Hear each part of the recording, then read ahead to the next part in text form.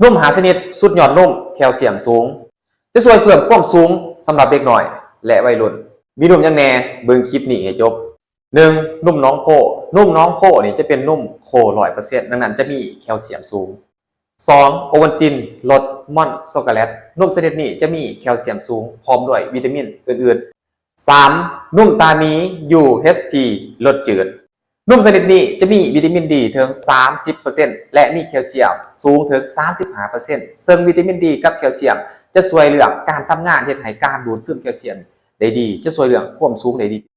4นุ่มไมโลสูตรช็อกโกแลตม่อน UHT นุ่มไมโลนี่ก็เป็นนุ่มที่มีแคลเซียมสูงถึง 40% ของความต้องการของร่างกาย5นุ่มแอนดินก็เป็นนุ่มชนิดหนึ่งที่มีแคลเซียมสูงถึง 60%และตอนนี้เด็กน้องๆกำลังกินนุ่มชนิดใดถ้ายังมองว่า